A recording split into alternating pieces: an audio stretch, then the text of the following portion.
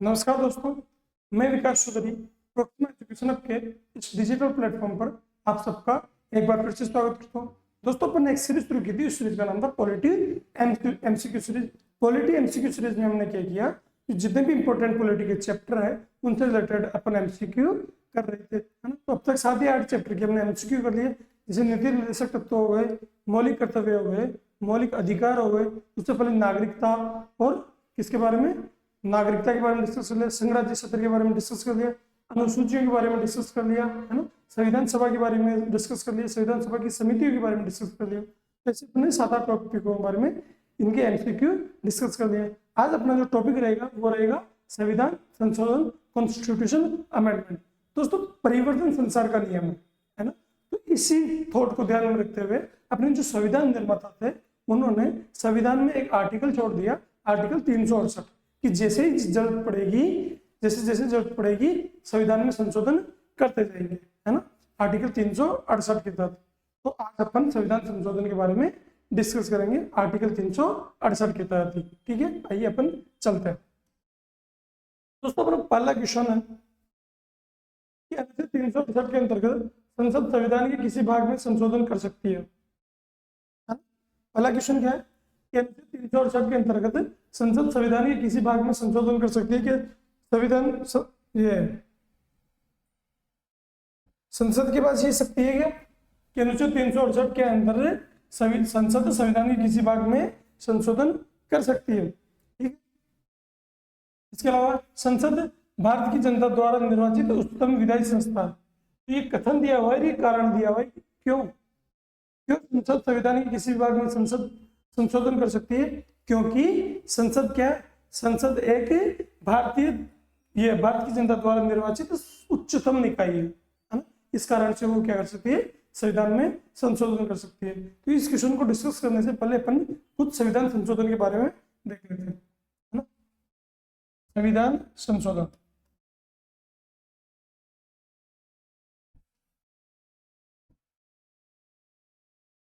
संविधान संशोधन। दोस्तों, संविधान में संशोधन 3 तरीके से होता है ना। संविधान में संशोधन 3 तरीके से होता है।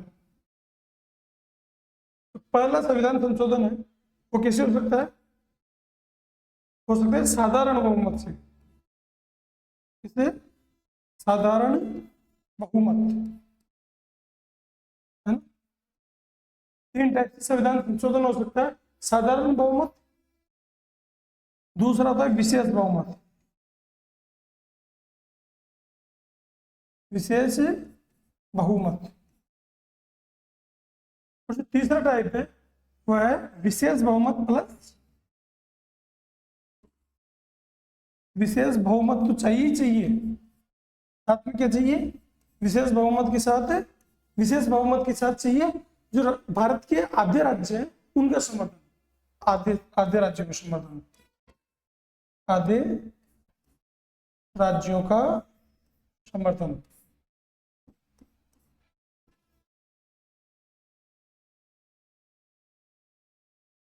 अभी 3 टाइप क्यों? क्योंकि संविधान में कुछ प्रावधान ऐसे हैं, संविधान में कुछ प्रावधान ऐसे हैं जिनको साधारण बहुमत के द्वारा भी संशोधित किया जा सकता है। कुछ प्रावधान ऐसे हैं जिनको संशोधित करने के लिए क्या चाहिए, आधे राज्यों की भी जरूरत पड़ेगी। कौन से हैं ऐसे? ऐसे भी ऐसा कोई भी जो प्रावधान है जिनमें संशोधन करना है जो राज्य से भी संबंधित है और वो केंद्र से भी संबंधित है, तो उसमें परिवर्तन करना है ना, तो वहां पर आधे राज्यों को समर्थन चाहिए। क्योंकि आधे राज्य भी तो साधारण बहुमत तो थे, है ना, तो इसके लिए इनका भी समर्थन चाहिए। तो दोस्तों, ये 3 टाइप से अपन संविधान संशोधन करते हैं। ये इस टाइप को देखो, साधारण बहुमत क्या होता है? साधारण बहुमत होता है ना, ये संविधान संशोधन की शक्ति किसे दी गई है? पहली चीज, संविधान संशोधन की शक्ति संसद को, किसका? संसद को। तो संविधान संशोधन की जो शक्ति है वो संसद को दी हुई है। अभी इसके बारे में बात करेंगे कि संसद को किस प्रकार से संविधान संशोधन कर सकती है। पहले 3 प्रकार के बहुमतों के बारे में डिस्कस कर लेते हैं। जैसे साधारण बहुमत का अर्थ हो गया कि कोई भी जैसे बहुमत, कोई भी जो प्रावधान है उसमें संशोधन करना है तो सबसे पहले वो आए, मान लें लोकसभा में आ गए, है ना। इसमें है लोकसभा में है, लोकसभा में है तो लोकसभा में जो सदस्य उपस्थित है उनमें से 50% प्लस 1, कितना 50% प्लस 1 सदस्यों ने अगर इसके पक्ष में उस प्रावधान के संशोधन के पक्ष में वोट कर दिया तो ये लोकसभा से वो संविधान संशोधन क्या हो जाएगा, पारित हो जाएगा। इसके अलावा फिर इसके बाद में क्या जाएगा, लोकसभा के बाद में किया जाएगा राज्यसभा, क्या जाएगा लोकसभा के बाद में जाएगा ये राज्यसभा। अगर राज्यसभा ने भी 50% प्लस 1 से इसको पारित कर दिया, 50% प्लस 1 से इसको पारित कर दिया, 50% प्लस 1 से इसको पारित कर दिया तो ये राज्यसभा से भी क्या हो जाएगा, राज्यसभा से भी ये पारित हो जाएगा। इसके बाद में संविधान संशोधन जाएगा किसके पास, राष्ट्रपति के पास, और राष्ट्रपति को क्या कर देनी होगी, राष्ट्रपति इस पे साइन ही कर देगा, राष्ट्रपति क्या कर देगा, साइन कर देगा, क्योंकि ये राष्ट्रपति संविधान संशोधन के मामले में साइन करने से इनकार नहीं कर सकता, है ना। तो ये होता है साधारण बहुमत। अब विशेष बहुमत क्या होता है, अगर ये साधारण बहुमत है तो विशेष बहुमत क्या है, ये 50% प्लस 1 क्या हो सकते हैं, ये 50% प्लस 1 उपस्थित सदस्यों का भी 50% प्लस 1 हो सकता है, और इसका जो उपस्थित सदस्यों का तो 50% प्लस 1 होना ही चाहिए। जिससे कोई भी राज्यसभा है, राज्यसभा में अगर 200 मेंबर उपस्थित है, राज्यसभा में टोटल मेंबर कितने होते हैं 250, उसमें से 225 होने चाहिए, 225 होने चाहिए। लेकिन यहाँ पे क्या है, अगर 200 ही उपस्थित है, 200 में से अगर 100 ने भी वोट कर दिया, 200 में से अगर 100 ने भी वोट कर दिया है ना, 50% प्लस 1 यानी इसमें 1, अगर 200 में से 101 ने वोट कर दिया तो ये प्रावधान तो क्या हो जाएगा, पारित हो जाएगा, ये साधारण बहुमत तो क्या हो जाएगा, पारित हो जाएगा। लेकिन विशेष बहुमत के साथ ऐसा नहीं है, विशेष बहुमत में जो प्रावधान आते हैं उनके साथ ऐसा नहीं है। इसमें क्या आएगा, इसमें जैसे लोकसभा में पारित हुआ, लोकसभा में गया,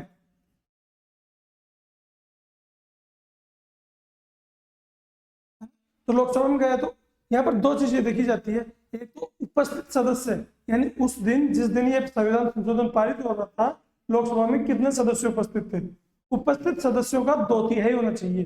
कितना होना चाहिए, है ना, ये होना चाहिए उपस्थित सदस्यों का 2/3, किसका, उपस्थित सदस्यों का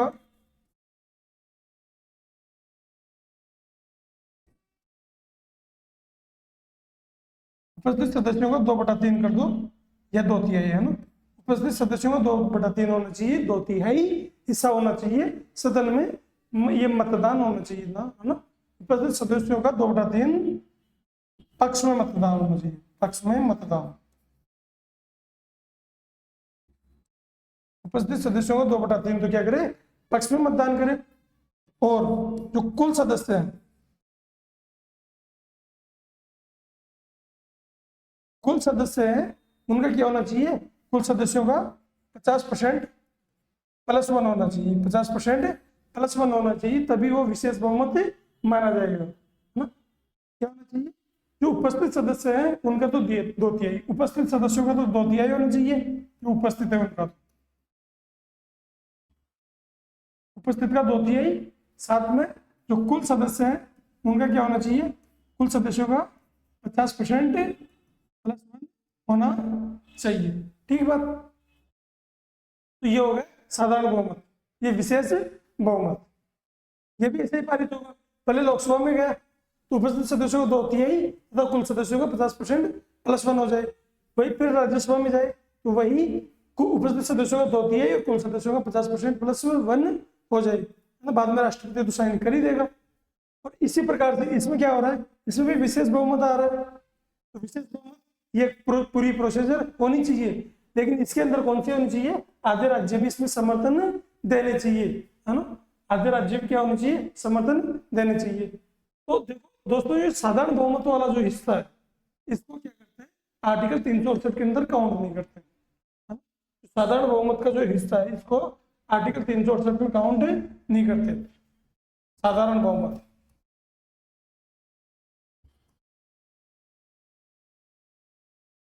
साधारण बहुमत को क्या नहीं करते, आर्टिकल 368 में शामिल नहीं करते। क्यों, कौन से प्रावधान आते हैं इसमें? इसमें जो प्रावधान आते हैं वो एक तो मान लो अपनी संविधान का भाग फर्स्ट है, जो भारत का राज्य क्षेत्र है, संघ राज्य क्षेत्र, उसके बारे में है ना, यानी संसद की भाग फर्स्ट में संशोधन की शक्ति,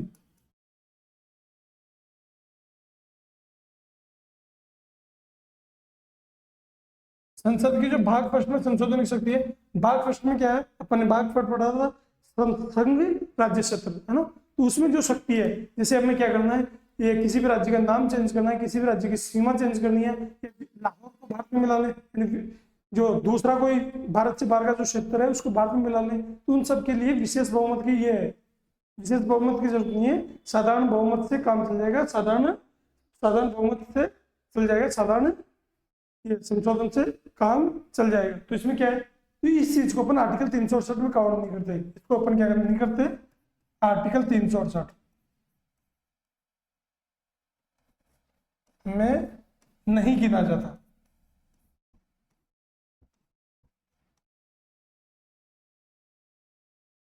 आर्टिकल 368 में नहीं गिना जाता ये, है ना, साधारण बहुमत। तो आर्टिकल 368 में अब कितने बचे, आर्टिकल 368 के लिए एक तो बचा विशेष बहुमत और एक ये विशेष बहुमत प्लस आधे राज्यों का समर्थन। तो आर्टिकल 368 के लिए कौन सा बचा, विशेष बहुमत है और विशेष बहुमत प्लस आधे राज्यों का समर्थन, है ना।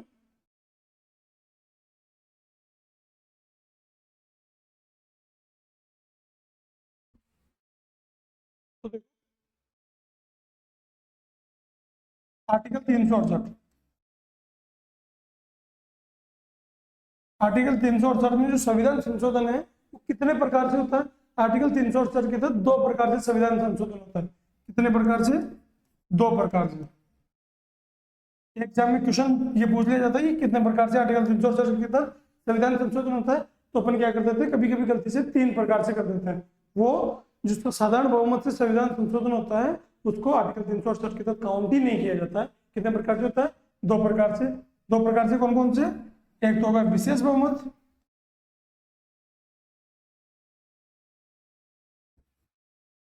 विशेष बहुमत,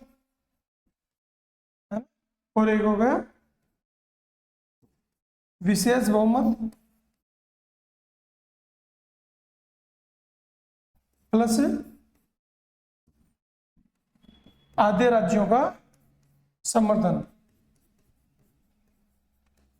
विशेष बहुमत प्लस आधे राज्यों का समर्थन। तो इस प्रकार से आर्टिकल 368 के तहत कितने प्रकार से समर्थन, कितने प्रकार से ये संविधान में संशोधन हो सकता है, तो कितने प्रकार से हो सकता है, 2 प्रकार से संविधान में संशोधन हो सकता है ना। तो इसके बारे में डिस्कस कर लेंगे कि इसमें कौन कौन से क्षेत्र आते हैं, है ना। विशेष बहुमत प्लस आधे राज्यों की जरूरत कहां पे पड़ती है, जहां पर संघीय प्रावधान यानी राज्यों से संबंधित प्रावधान भी क्या हो, हस्तक्षेपित हो। जैसे राष्ट्रपति का जो निर्वाचन होता है उसमें क्या होती है, संसद भी भाग लेती है, मतलब लोकसभा, राज्यसभा और राज्य के विधानमंडल भी भाग लेते हैं। तो उससे संबंधित अगर कोई भी संशोधन करना होगा तो हमें क्या करना पड़ेगा, आधे राज्यों से अनुमति लेनी पड़ेगी। तो क्या होगा, राष्ट्रपति का निर्वाचन, ठीक, राष्ट्रपति का निर्वाचन, साथ में उसकी जो प्रक्रिया है अगर उसमें संशोधन करना है। यह संविधान का जो भाग 7 है, संविधान का भाग 7 क्या, भाग 7 क्या बोलता है, संविधान का भाग 7 बोलता है, मतलब ये इसमें जो अनुसूची 7 है वो किसके लिए बोलती है, केंद्र और अनुसूची, भाग 7 नहीं, अनुसूची 7, अनुसूची 7 केंद्र व राज्यों के मध्य शक्तियों का बंटवारा, राज्यों के मध्य शक्तियों का बंटवारा, किसका बंटवारा, शक्तियों का, केंद्र और राज्यों के मध्य शक्तियों का बंटवारा, है ना। केंद्र और राज्यों के मध्य शक्तियों का बंटवारा ये किससे रिलेटेड है, विशेष बहुमत प्लस आधे राज्यों का समर्थन चाहिए, है ना। क्योंकि अगर केवल संसद को ही शक्ति दे दी तो संसद क्या करेगी, सारे प्रावधानों को अपनी तरफ कर लेगी, यानी सब कुछ संसद अपने कंट्रोल में कर सकती है। इसलिए विशेष बहुमत को साध्य राज्यों का समर्थन चाहिए। ठीक है, तो ये आ गई प्रक्रिया। इसके बाद में किसी भी संविधान में संशोधन कैसे होता है। जैसे कोई भी एक प्रावधान है ए, अगर इसमें संशोधन करना है तो इसका संशोधन मैं किस प्रकार से कर सकता हूँ। सबसे पहली बात है ना कि इसमें संशोधन करने के लिए जो प्रक्रिया अपनाई जाएगी वो किसी भी सदन से प्रारंभ की जा सकती है ना, या तो लोकसभा में या राज्यसभा में, दोनों सदनों में से किसी में भी प्रारंभ की जा सकती है। तो संविधान संशोधन की प्रक्रिया, संविधान संशोधन की प्रक्रिया, संविधान संशोधन की प्रक्रिया किसी भी सदन से, किसी भी सदन, तो यहां पर किसी भी सदन का संबंध किससे, लोकसभा व या राज्यसभा, लोकसभा या राज्यसभा से किसी भी सदन में प्रारंभ की जा सकती है ना।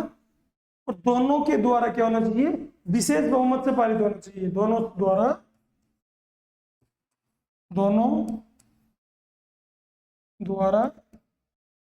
विशेष बहुमत से पारित होना चाहिए।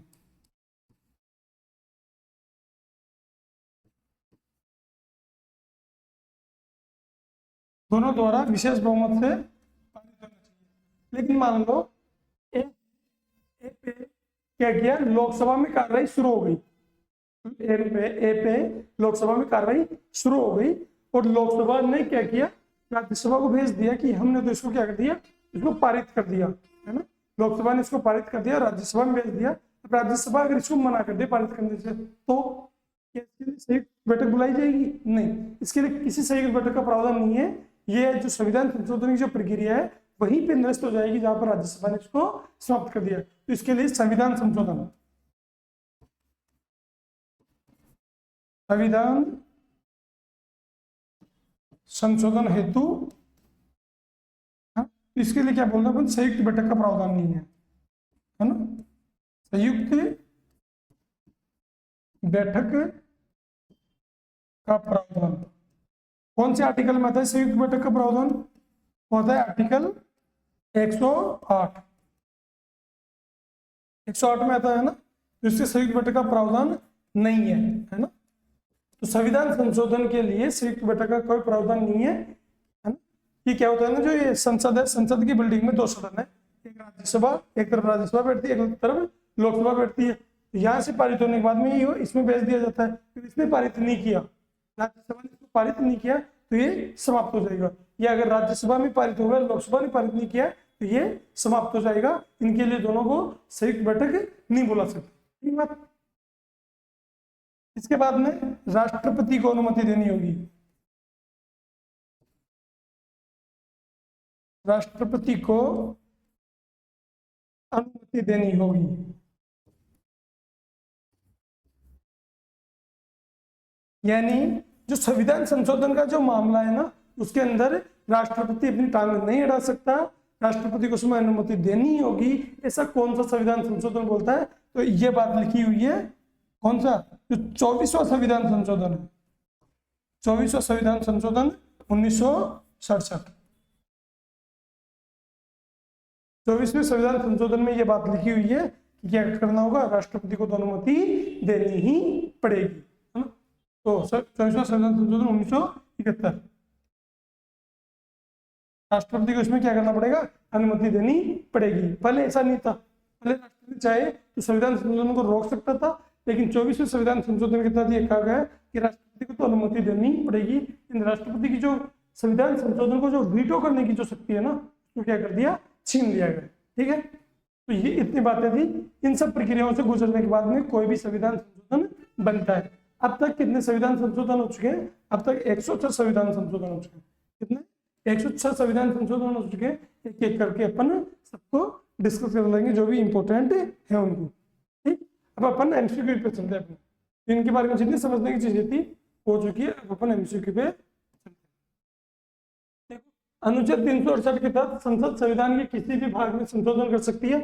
अपन ने भी पढ़ लिया कि संविधान संशोधन की शक्ति किसके पास है, संसद के पास है। तो ठीक बात है, किसी भाग में संशोधन कर सकती है।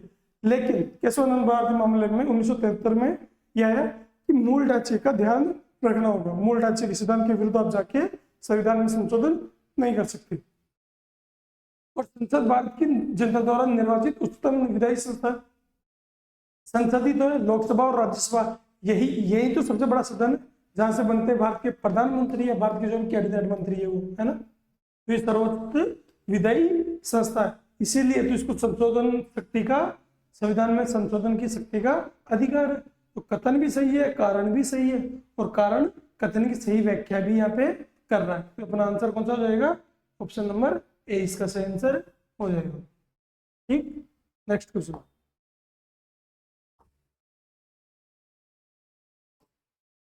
आप इनको देख लिखना चाहो तो लिख सकते हो थोड़ा बहुत।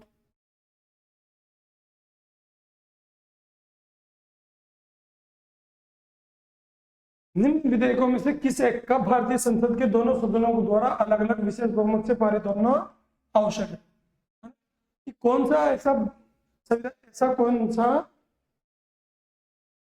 विधेयक है जिसका दोनों सदनों में पारित होना आवश्यक है, वो भी अलग अलग, और कौन से बहुमत से, विशेष बहुमत से पारित होना आवश्यक है ना।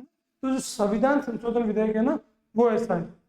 जैसे साधारण विधेयक तो दोनों सदनों में पारित होना आवश्यक है, लेकिन साधारण विधेयक की क्या खासियत है कि इसमें केवल उपस्थित सदस्यों का 50% + 1 ही चाहिए, है ना। जबकि धन विधेयक में क्या चाहिए, धन विधेयक में राज्यसभा को रोल ही नहीं है, राज्यसभा को तो केवल पारित करना है ना। लोकसभा क्या करेगी, धन विधेयक को 2/3 बहुमत से पारित करेगी, जबकि राज्यसभा इसको केवल साधारण बहुमत से पारित कर देगी। राज्यसभा अपने पास रोक नहीं सकती। वित्त विधेयक का भी धन विधेयक की तरह का ही मामला है।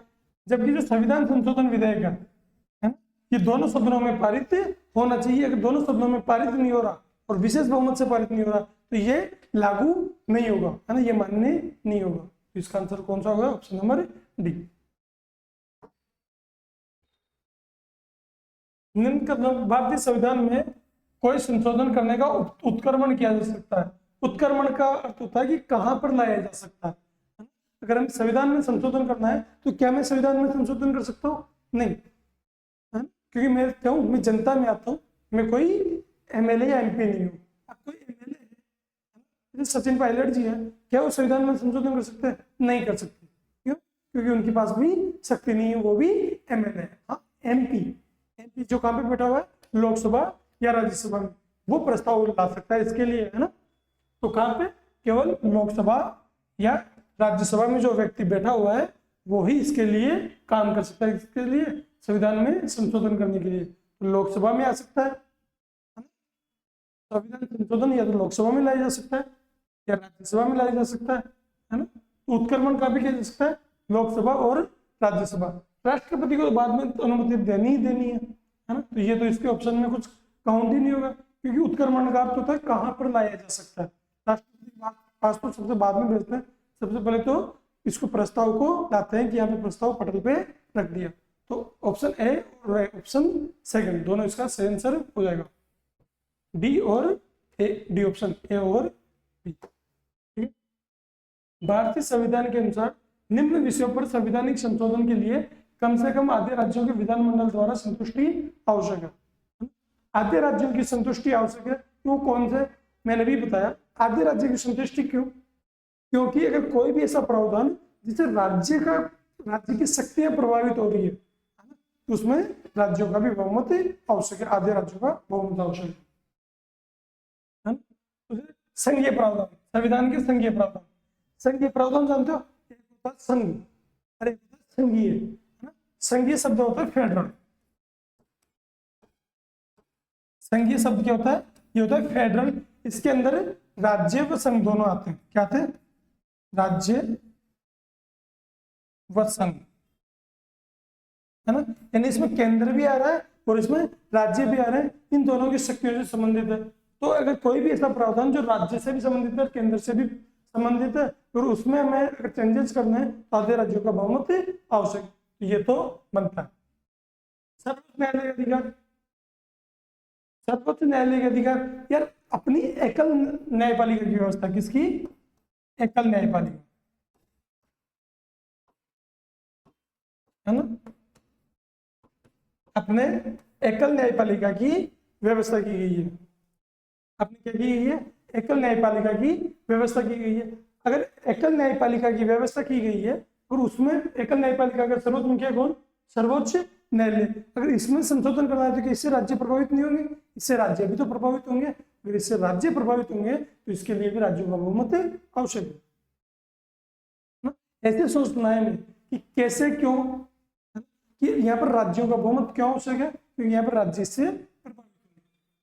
संविधान संशोधन की प्रक्रिया, संविधान संशोधन की प्रक्रिया को अगर बाधित कर दिया जाए, आर्टिकल 368 के अंदर जो संविधान संशोधन की जो प्रक्रिया है, इसमें अगर हमें चेंज करना है यार, इसमें राज्यों का पहले से बात की गई है कि विशेष बहुमत है ना, राज्यों की पहले से बात की गई है कि विशेष बहुमत प्लस आधे राज्यों का समर्थन भी चाहिए किसी प्रावधानों में, तो है ना। अगर कल संसद में खड़े होकर मैं बोल दूं कि नहीं, किसी भी मामले में राज्यों का समर्थन नहीं चाहिए, तो क्या इससे राज्यों की शक्ति छिन रही है? हाँ, इसमें राज्यों की शक्ति छिन रही है ना। तो उसमें भी क्या है, उसके लिए भी राज्यों का समर्थन आवश्यक है। तो संविधान संशोधन की प्रक्रिया, अगर इसमें भी संशोधन करना है तो उसके लिए भी क्या चाहिए? राज्यों का समर्थन आवश्यक है। नए राज्यों का निर्माण और राज्यों की सीमाओं एवं नामों में परिवर्तन। अभी भी मैंने आपको बताया था कि एक होता है साधारण बहुमत। क्या होता है? साधारण बहुमत। साधारण बहुमत से अगर संविधान में संशोधन करना है ना, तो जैसे भाग फर्स्ट, संविधान का जो भाग फर्स्ट है वो साधारण बहुमत से संशोधन हो रहा है। कैसे हो रहा है साधारण बहुमत से? है ना, भाग फर्स्ट में जैसे भारत के राज्यों का निर्माण करना है, राज्य की सीमाओं में परिवर्तन करना है, उनके नामों में परिवर्तन करना है, वो सब साधारण बहुमत में आते हैं। और जो साधारण बहुमत में आते हैं उनमें ना तो राज्यों की आवश्यकता है न विशेष बहुमत की आवश्यकता है। तो यहाँ पर तो क्या बोलगा, विशेष बहुमत के साथ साथ क्या होना चाहिए? आधे राज्य विधानमंडल लोगों की भी संतुष्टि आवश्यक होनी चाहिए। तो ये ऑप्शन हो गया अपना गलत, बाकी और तीनों ऑप्शन इसके सही है। तो ऑप्शन 1, 2 और ऑप्शन 3 इसका सही आंसर हो जाएगा। ठीक है, नेक्स्ट क्वेश्चन। उस स्थिति में जबकि लोकसभा द्वारा पारित किसी संविधान संशोधन विधेयक को उच्च सदन ने अस्वीकार कर दिया, है ना, उच्च सदन ने अस्वीकार कर दिया। उच्च सदन कौन सा? लोकसभा में पारित हो गया, उच्च सदन ने अस्वीकार कर दिया, राज्यसभा ने इसको अस्वीकार कर दिया, तब क्या होगा? मैंने आपको बताया कि संविधान संशोधन के लिए क्या चाहिए? दोनों में विशेष बहुमत से पारित होना चाहिए, कोई संयुक्त बैठक का प्रावधान नहीं है। अगर किसी ने खारिज कर दिया तो वो प्रस्ताव क्या हो जाएगा? वहीं पर समाप्त हो जाएगा। तो देखो क्या होगा, विधेयक अंतिम रूप से समाप्त हो जाता है। पहला ऑप्शन हो गया ना कि विधेयक अंतिम रूप से क्या हो जाएगा? समाप्त हो जाएगा। विधेयक पर विचार करना, उसे पारित करने के लिए दोनों सदनों की संयुक्त बैठक बुलाई जा सकती है क्या? अपन ने बात की संयुक्त बैठक बुलाई जा सकती है क्या? नहीं बुलाई जा सकती। यदि लोकसभा उस विधेयक को पुनः 2/3 बहुमत से पारित करे तो विधेयक दोनों सदनों द्वारा पारित मान लिया जाएगा क्या? नहीं। अगर लोकसभा पुनः पारित करिए 2/3 बहुमत से, तो ये राज्यसभा को भी पुनः पारित करना पड़ेगा 2/3 बहुमत से, तभी मान्य होगा, नहीं तो ये मान्य नहीं होगा। तो ये ऑप्शन गलत है। और उच्च सदन द्वारा विधेयक को अस्वीकार होने पर भी संशोधन विधेयक दोनों सदनों द्वारा पारित मान लिया जाता है, तो ये भी गलत है ना, क्योंकि अगर उच्च सदन ने अस्वीकार ही कर दिया तो उसको पारित कैसे मान लेंगे? ठीक है, इसका ऑप्शन है ए सही हो जाएगा। Next question. संविधान संबंधित निम्नलिखित कथनों पर विचार कीजिए। अनुच्छेद 368 में संविधान संशोधन की 2 विधियों का उल्लेख है। 2 विधियों का उल्लेख है या 3? 2, विशेष बहुमत और विशेष बहुमत प्लस आधे राज्यों का समर्थन, है ना। साधारण बहुमत इसमें काउंट नहीं होता है, इसमें क्या आएगा? केवल 2 विधियों का उल्लेख है, ये सही बात है। संविधान संशोधन विधेयक केवल लोकसभा से प्रारंभ किया जा सकता है। क्या संविधान संशोधन विधेयक केवल लोकसभा से प्रारंभ किया जा सकता है? नहीं। कहां से प्रारंभ किया जा सकता है? लोकसभा से या राज्यसभा से, किसी से भी प्रारंभ किया जा सकता है। तो ऑप्शन होगा गलत। संविधान संशोधन विधेयक पर संसद के दोनों सदनों के बीच विवाद की दिशा में दोनों सदनों की संयुक्त बैठक आहूत की जा सकती है। क्या संविधान संशोधन विधेयक पर दोनों सदनों की संयुक्त बैठक बुलाई जा सकती है? नहीं बुलाई जा सकती। संयुक्त बैठक का प्रावधान कहां पे? आर्टिकल 108 आर्टिकल 108 में संयुक्त बैठक का प्रावधान है। किसका? संयुक्त बैठक का प्रावधान है, लेकिन सदस्य संविधान संशोधन विधेयक के लिए ये नहीं बुलाई जा सकती, संयुक्त बैठक नहीं बुलाई जा सकती। राष्ट्रपति संविधान संशोधन विधेयक पर निषेधाधिकार का प्रयोग नहीं कर सकता। अभी अभी मैंने बताया कि 24वां संविधान संशोधन 1971 के द्वारा क्या कर दिया? 24वें संविधान संशोधन 1971 के द्वारा जो राष्ट्रपति की संविधान में संशोधन करने की जो शक्ति थी उसको छीन लिया है ना। इसको क्या कर लिया? छीन लिया कि निषेधाधिकार का प्रयोग नहीं कर सकता, है ना। इसमें अपन लिख सकते हैं आर्टिकल ये 24th कॉन्स्टिट्यूशन अमेंडमेंट्स 1971 क्या कर दिया? 24वें संविधान संशोधन 1971 के द्वारा राष्ट्रपति की संविधान संशोधन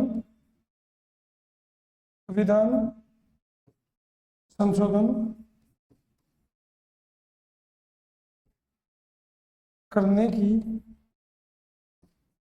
है ना, राष्ट्रपति की संविधान संशोधन करने की,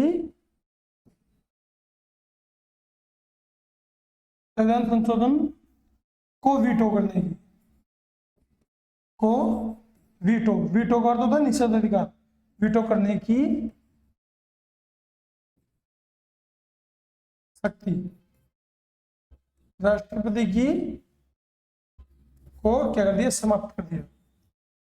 24वें संविधान संशोधन के तहत राष्ट्रपति की संविधान संशोधन को जो वीटो यानी निषेधाधिकार करने की शक्ति को छीन लिया गया, यानी राष्ट्रपति मना नहीं कर सकता। ये भी अपना सही बात होगी। तो कौन कौन सा सही है? ऑप्शन 1 सही है और ऑप्शन 4 सही है। तो ऐसा कौन सा बन रहा है अपना? बी और बी ऑप्शन बन रहा है, केवल 1 और केवल 4 सही है। ठीक है, नेक्स्ट क्वेश्चन। संशोधन करने की शक्ति को वीटो करने की राष्ट्रपति की शक्ति सहमति देनी होगी शब्द से स्थानापन्न करके किस संशोधन द्वारा छीन लिया गया? पहले राष्ट्रपति के पास वीटो करने की शक्ति थी, है ना। अब क्या होगा कि सहमति देनी होगी। वहां पे लिख दिया वीटो नहीं कर सकते, अब क्या करोगे? सहमति देनी होगी। कौन सा संविधान संशोधन? अभी बात की अपन ने 24वां संविधान संशोधन। तो कौन सा? 24वां संविधान संशोधन। 24वां संविधान संशोधन के तहत ये कार्य किया गया। कौन सा होगा? 24वां संविधान संशोधन के तहत ये कार्य किया गया। ठीक है, नेक्स्ट क्वेश्चन। संविधान का प्रथम संशोधन जो वर्ष 1951 में पारित हुआ, निम्न से किससे संबंधित है? तो जो 1951 में जो प्रथम संविधान संशोधन पारित हुआ वो किससे संबंधित है? कृषि भूमि सुधार कानून, ना, कृषि एवं भूमि सुधार जो भी कानून है उससे संबंधित है। उससे अनुसूची 9 जोड़ी गई थी संविधान में, ना। तो कुछ राज्यों के लिए किए गए कृषि और कृषि भूमि सुधार कानून संबंधित है। किससे संबंधित है? कृषि और कृषि भूमि सुधारों से संबंधित है। ऐसा करते हैं अपन एक एक करके जो भी इंपोर्टेंट संविधान संशोधन है उनको देख लेते हैं एक बार। जैसे फर्स्ट संविधान संशोधन इंपोर्टेंट है, फर्स्ट कॉन्स्टिट्यूशन अमेंडमेंट से 1951 में। अब तक कितने हो चुके हैं? अब तक 106 संविधान संशोधन हो चुके हैं। इनमें से इंपोर्टेंट 15 से 16 संविधान संशोधन अच्छे हैं जो इंपोर्टेंट है, अपने को याद रखने, अपने एग्जाम में पूछे जाते हैं। जैसे पहला संविधान संशोधन ये किससे रिलेटेड है? ये कृषि भूमि कृषि सुधार एवं भूमि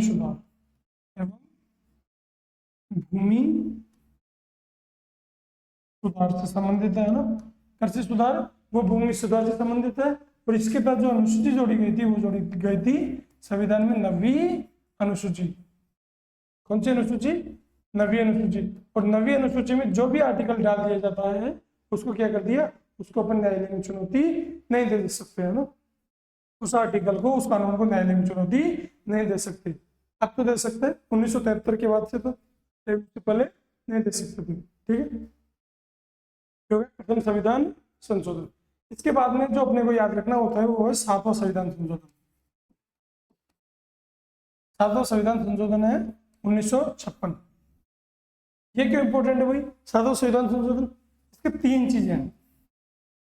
पहली, सातवां संविधान संशोधन 1956 से पहले जो राज्यों की जो श्रेणियां थी वो ABCD के प्रकार से हुआ करती थी। ए राज्य, बी राज्य, सी राज्य, डी राज्य। उन श्रेणियों को समाप्त कर दिया और कितने राज्य बनाए? 14 राज्य और 6 केंद्र शासित प्रदेश बना दिए गए, है ना। तो जो राज्यों की जो 4 श्रेणियां थी, 4 श्रेणियां कौन कौन सी थी? ABCD को समाप्त कर दिया, है ना। राज्य की 4 श्रेणियों को समाप्त कर दिया। कितने राज्य बनाए? 14 राज्य और 6 केंद्र शासित प्रदेश बना दिए। अब 2 प्रकार से हो गए कि अब एक तो राज्य होंगे और एक केंद्र शासित प्रदेश होंगे। पहले क्या होते थे? A प्रकार के राज्य, B प्रकार के राज्य, C प्रकार के राज्य, D प्रकार के राज्य, है ना। तो इसको क्या कर दिया? समाप्त कर दिया। दूसरा काम क्या किया?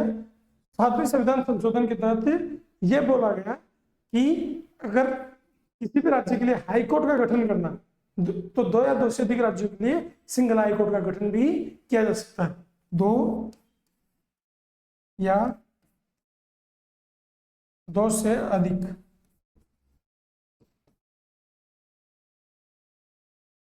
राज्यों के लिए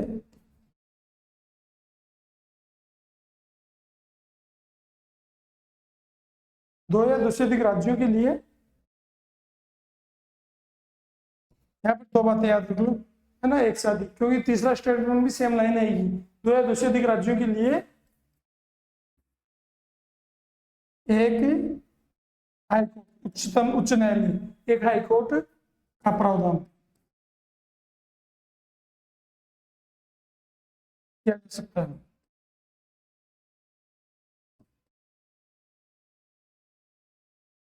यानी 2 या 2 से अधिक राज्य, अगर कोई छोटा राज्य है 2, तो उन दोनों राज्यों के लिए, इसे असम हाईकोर्ट में गुवाहाटी हाईकोर्ट है, तो उधर क्या है, उधर के आसपास के 3-4 राज्यों को सम्मिलित कर लिया जाता है।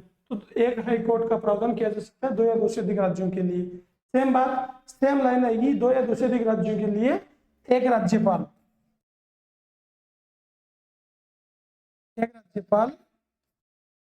निर्वाचित किया जा सकता है ना, एक राज्यपाल मनोनीत किया जा सकता है, या इसको लिख दो, एक राज्यपाल नियुक्त किया जा सकता है, किया जा सकता है, नियुक्त किया जा सकता है।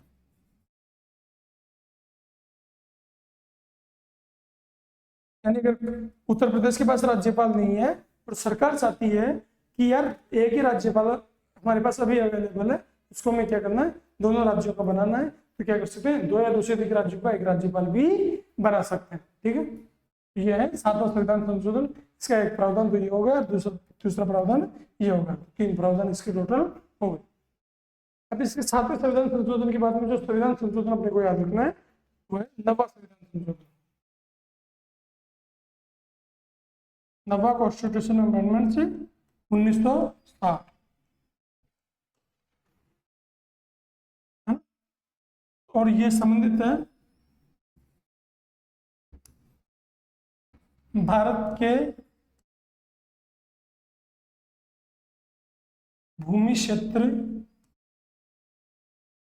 के हस्तांतरण से, है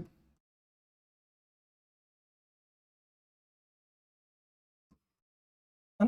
तो हमें अगर याद रखना है कि 9वां संविधान संशोधन किससे है, तो ये भारत के भूमि क्षेत्र के हस्तांतरण से संबंधित है। इसका मतलब 1966 में भारत सरकार ने डिसाइड किया कि एक जो बेरुवाड़ी नामक जगह है, एक जगह बेरुवाड़ी नाम, कौन सी, बेरुवाड़ी,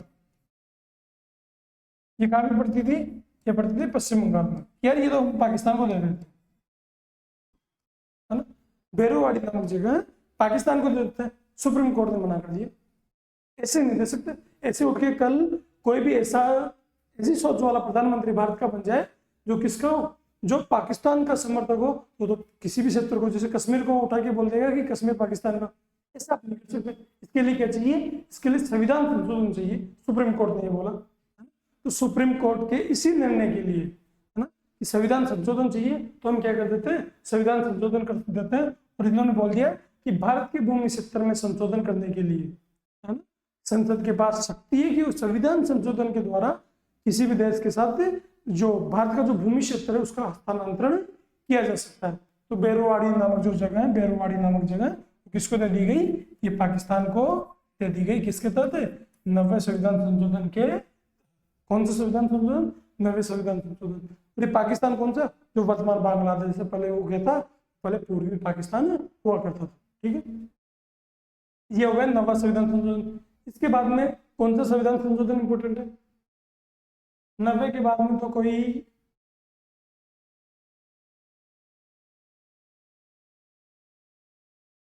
कौन सा 10वां, 11वां, 12वां, 13, 14, 15, ये तो आसपास तो कोई इंपोर्टेंट है नहीं।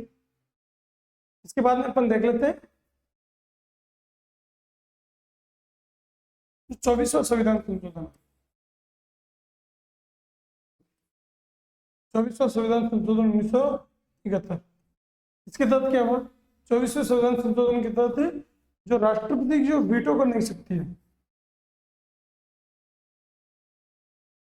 राष्ट्रपति की संविधान संशोधन, राष्ट्रपति की संविधान संशोधन को वीटो करने की शक्ति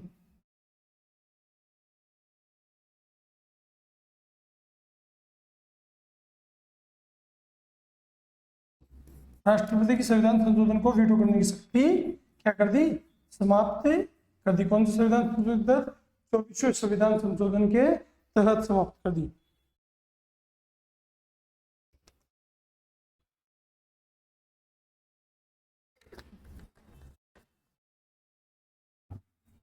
इसके बाद में 24 के बाद में 26वां संविधान संशोधन इंपोर्टेंट है। कौन सा? 26वां संविधान संशोधन। ये कब हुआ? 26वां संविधान संशोधन ये भी 1971 में हुआ। ये क्या इंपॉर्टेंट है? 1971 से पहले जो मतलब क्या हुआ, इंटीग्रेशन, जब भारत का एकीकरण हो रहा था तब भारत, ये सरदार वल्लभ भाई पटेल ने, जो भारत के राजा थे, उन्होंने सरदार वल्लभ भाई पटेल से शर्त रखी कि हमें प्री पेपर्स दिए जाए, हमें कुछ पैसे प्रत्येक साल या प्रति माह दिए जाए जिससे हम हमारा गुजारा कर सके। हमारे जो आप महल हमारे छीन रहे हो, हमारी जो भूमि छीन रहे हो, है ना, तो उनके एवज में क्या चाहिए? हमें कुछ प्री पेपर्स दे दो, हमें कुछ फिक्स पेमेंट दे दो। उनको बोलते थे प्री पेपर्स, तो उनको कुछ विशेष अधिकार दिए जाते थे। तो 1971 तक मिलते थे।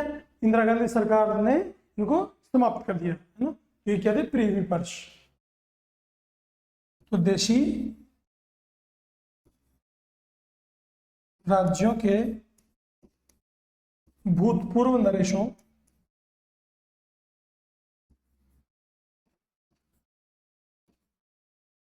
देशी राज्यों के भूतपूर्व नरेशों के प्री पेपर्स एवं विशेषाधिकार, प्री पेपर्स एवं विशेषाधिकार छीन लिए गए।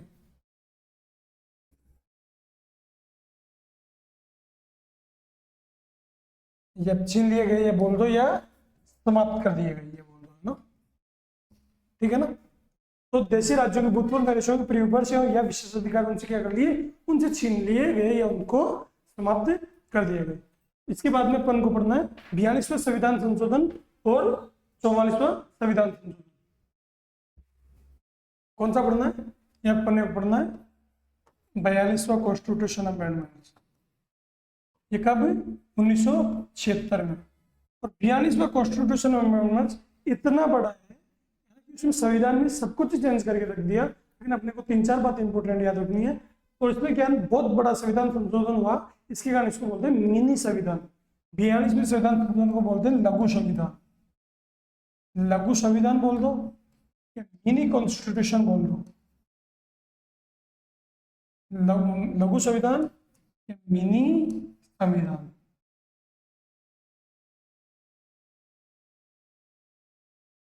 क्या बोल दो? लघु संविधान या मिनी संविधान इसको बोलते हैं। ठीक बात। इसमें क्या हुआ?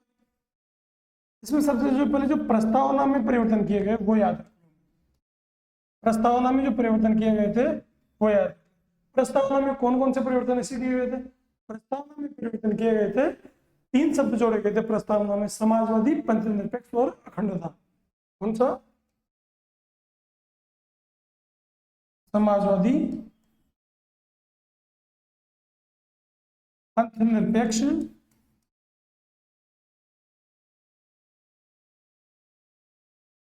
और अखंडता। ये 3 शब्द संविधान में, ये संविधान की प्रस्तावना में जोड़े गए थे। ठीक बात। इसके अलावा मौलिक कर्तव्यों में भी कुछ किया गया क्या? हाँ, मौलिक कर्तव्यों के साथ छेड़छाड़ की गई। और मौलिक कर्तव्यों में क्या किया गया? जो संविधान में जो मौलिक कर्तव्य छेड़छाड़ की गई, मतलब मौलिक कर्तव्य संविधान में जोड़े गए। तो संविधान में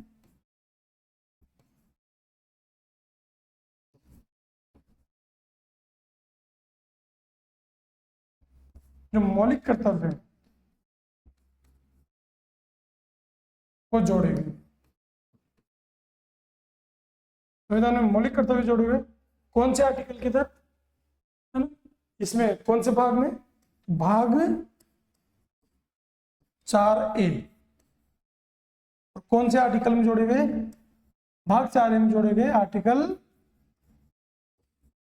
51A में जोड़े गए, है ना? भाग जो 4 है और आर्टिकल 51A में इसको जोड़ा गया। ठीक बात। और इसमें क्या किया गया? इसमें जो तीसरी बात की गई, इसमें लोकसभा व राज्य विधानसभा, लोकसभा व जो राज्य विधानसभा है, लोकसभा और राज्य विधानसभाओं का कार्यकाल, लोकसभा और राज्य विधानसभाओं का कार्यकाल 5 वर्ष से घटा, 5 वर्ष से बढ़ा के कितना कर दिया? 6 वर्ष कर दिया।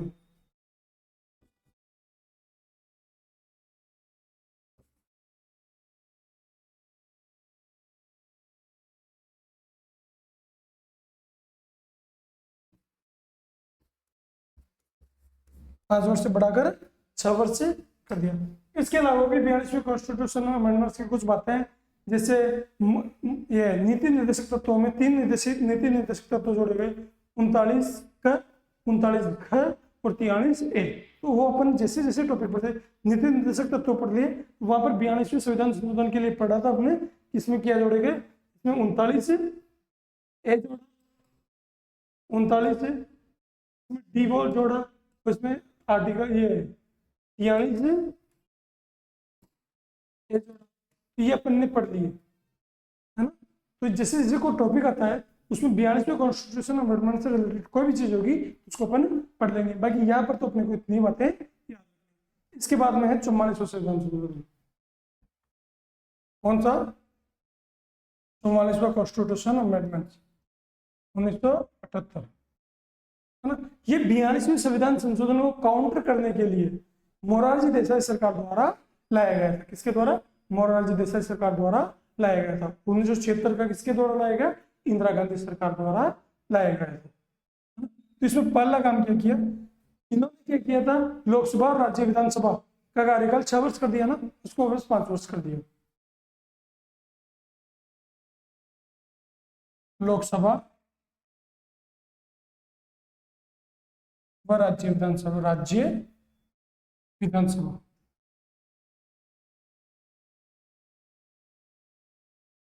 लोकसभा व राज्य विधानसभा का कार्यकाल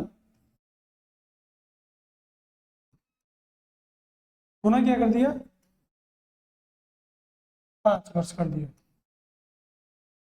ठीक। इसके अलावा क्या किया? इंदिरा गांधी ने आपातकाल लगाया था, वहां पर आंतरिक अशांति शब्द का प्रयोग हो रहा था, उसकी जगह सशस्त्र विद्रोह शब्द का प्रयोग कर दिया, यानी राष्ट्रीय आपात में राष्ट्रीय जो आपात है ना, आपातकाल आर्टिकल 300, ये आपातकाल किसके तहत लगाया जाता है? आपातकाल भाग 8 के तहत है ना, भाग 18 के तहत आर्टिकल 352 में लगाया जाता है। इसमें क्या किया गया? तो राष्ट्रीय आपात, राष्ट्रीय आपात में एक शब्द जोड़ दिया गया, आंतरिक अशांति। जो शब्द था इसको रिप्लेस कर दिया गया आंतरिक अशांति के स्थान पे क्या लिख दिया, जो शब्द लिखा हुआ था आंतरिक अशांति, इसके स्थान पर लिख दिया सशस्त्र विद्रोह। क्या लिख दिया, सशस्त्र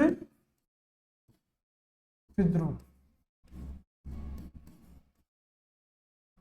आंतरिक अशांति के स्थान पर सशस्त्र विद्रोह लिख दिया। इसके अलावा एक और काम किया गया इसमें, जो राष्ट्रपति को कोई भी विधेयक अपन भेजते हैं तो राष्ट्रपति उस पर क्या कर सकता है, सहमति दे सकता है ना? सहमति नहीं भी दे सकता, उसको पॉकेट वीटो में भी रख सकता है। तो इसके लिए है कि राष्ट्रपति को क्या शक्ति दी गई, राष्ट्रपति को इसमें शक्ति दी गई, राष्ट्रपति को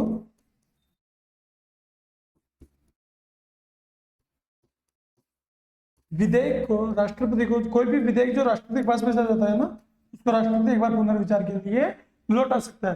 तो राष्ट्रपति को विधेयक को पुनर्विचार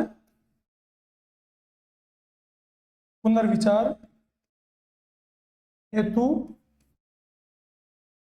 लौटाने की शक्ति दी गई है ना। राष्ट्रपति को विधेयक को पुनर्विचार हेतु लौटाने की शक्ति दी गई। ये तीन चीजें 44वें संविधान संशोधन से रिलेटेड थी और जो ज्यादा इंपॉर्टेंट थी, है ना।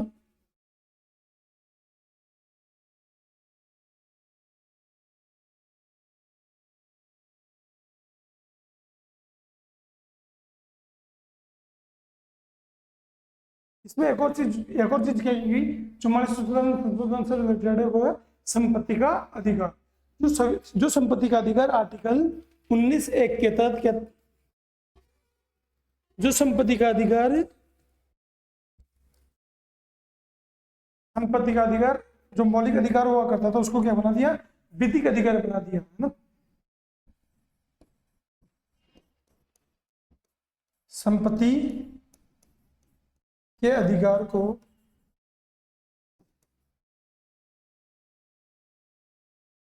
मौलिक अधिकार की श्रेणी में हुआ करता था। मौलिक अधिकार की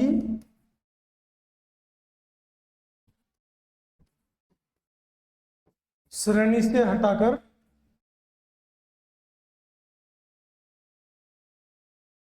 संपत्ति के अधिकार को मौलिक अधिकार की श्रेणी से हटाकर क्या बना दिया, आर्टिकल 300 का के तहत क्या बना दिया, आर्टिकल 300 के तहत विधिक अधिकार बना दिया। किस अधिकार बना दिया, विधिक अधिकार बना दिया। क्या बना दिया, आर्टिकल 300 का के तहत विधिक अधिकार में क्या कर दिया, कन्वर्ट कर दिया। संपत्ति के अधिकार को मौलिक अधिकार की श्रेणी से हटाकर विधिक अधिकार की श्रेणी में कन्वर्ट कर दिया। ठीक है, तो ये होगा अपना 44वां संविधान संशोधन। इसके बाद में अपन पढ़ेंगे 52वां संविधान संशोधन। कौन सा, 52वां संविधान संशोधन। 52वां संविधान संशोधन 1985 यह रिलेटेड है दल बदल कानून से। किससे रिलेटेड है, दल बदल संबंधी प्रावधान इसमें किए गए।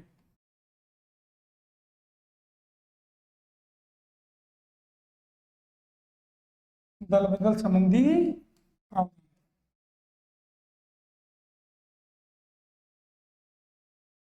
इसके बाद में है अपना 61वां संविधान संशोधन। कौन सा, 61वां संविधान संशोधन 1989। 61वां संविधान संशोधन किससे रिलेटेड है, पहले जो वोट देने का अधिकार था वो 21 वर्ष के बच्चों का था, 18 वर्ष के बच्चों का कर दिया। यानी जो मताधिकार की जो वैल्यू है वो क्या कर दी, कम कर दी। मताधिकार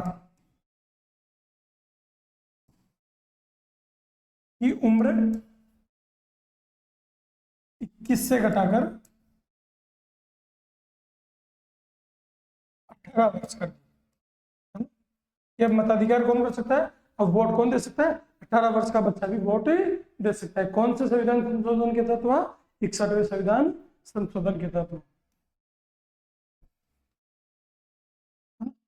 69वां संविधान संशोधन, इसके तहत क्या हुआ, इसके तहत दिल्ली को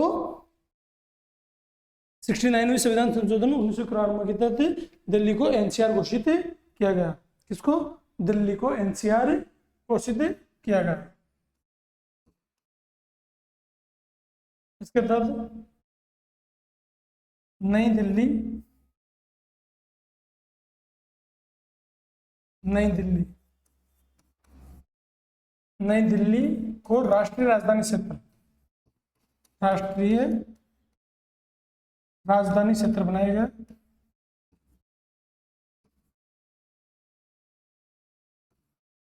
तो राष्ट्रीय राजधानी क्षेत्र घोषित किया गया और यहाँ पर एक विधानसभा की स्थापना की गई। यहाँ पर विधानसभा की स्थापना भी की गई दिल्ली में। तो दिल्ली में 1991 से पहले विधानसभा नहीं थी, किसके तहत हुई? 69वें संविधान संशोधन के तहत दिल्ली में विधानसभा की स्थापना हुई। एक संविधान संशोधन रह जाता है अपना जो छूट गया अपने बीच में, वो है 65वां संविधान। कौन सा संविधान संशोधन? 65वां संविधान संशोधन 1989।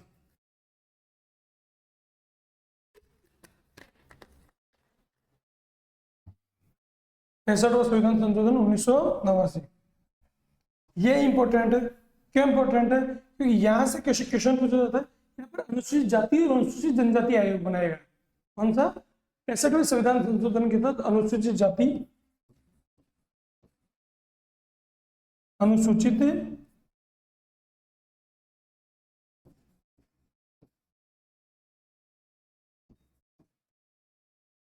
जाति व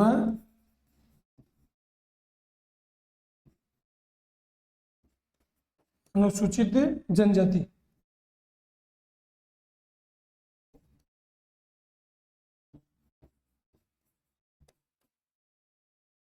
अनुसूचित जाति और अनुसूचित जनजाति आयोग बनाएगा। तो इसको बोलते हैं SC ST। यहाँ पर SC आयोग बना दिया है ना, और ये ST आयोग होगा। अनुसूचित जाति और अनुसूचित जनजाति आयोग कौन सा संविधान संशोधन? 65वें संविधान संशोधन के तहत बनाया गया। और इसके तहत कौन सा आर्टिकल? आर्टिकल 338 है ना। इसके तहत आर्टिकल 338A। कौन सा? आर्टिकल 338। यहाँ पर आर्टिकल 338A। साथ में क्या किया गया? ये तो 65वां संविधान संशोधन है, के लिए आयोग बना दिया। अब ओबीसी के लिए कोई आयोग बनाना पड़ेगा। तो 102वें संविधान साथ में याद कर लेते हैं ना कि 102वें संविधान संशोधन के तहत यहाँ पे क्या किया? ओबीसी आयोग भी बना दो। ओबीसी आयोग, राष्ट्रीय अन्य पिछड़ा आयोग है ना। ओबीसी आयोग ये कौन से संविधान संशोधन के तहत बनाया गया? ये बनाया गया 102वां संविधान संशोधन। 102वां संविधान संशोधन कब आया? 2018 में। इसके तहत बना दिया ओबीसी आयोग, राष्ट्रीय अन्य पिछड़ा जाति आयोग। और इसके तहत जो संविधान में जो आर्टिकल जोड़ा गया, आर्टिकल 338 से आर्टिकल 338 भी जोड़ा गया। आर्टिकल 338 20 में जोड़ा गया। ठीक है, 65 हो गए और 69 हो गए। इसके बाद में 73 आएगा। कौन सा? 73वां संविधान संशोधन।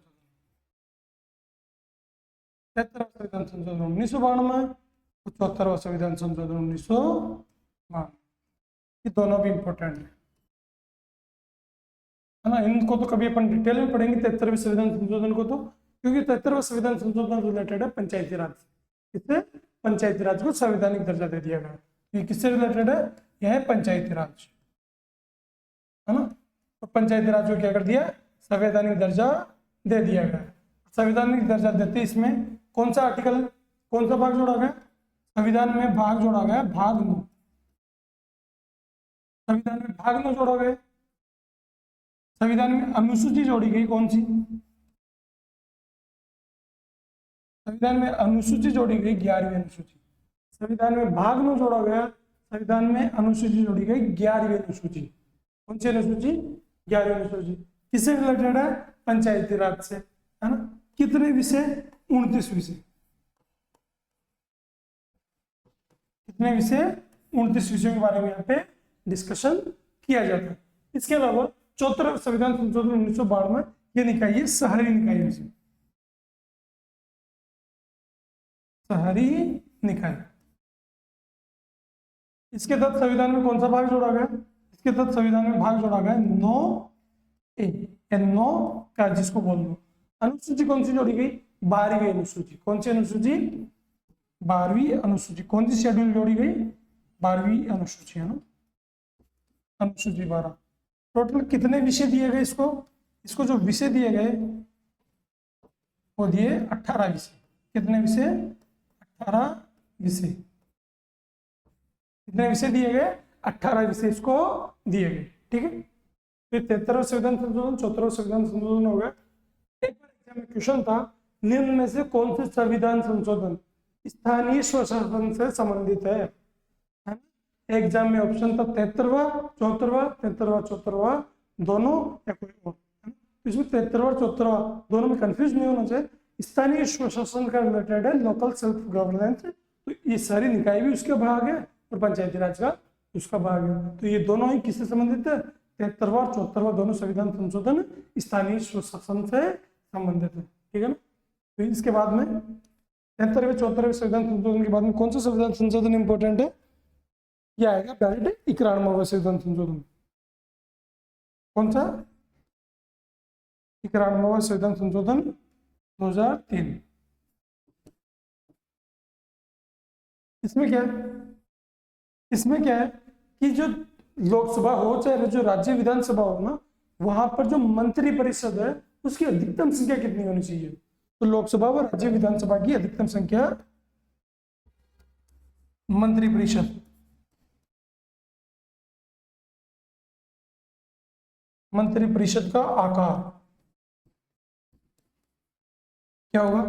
अगर लोकसभा की बात, अगर सेंटर पे बात हो रही तो लोकसभा, स्टेट पे बात हो रही तो राज्य विधानसभा, स्टेट पे बात हो रही तो विधानसभा है ना। लोकसभा या विधानसभा के कुल सदस्य संख्या से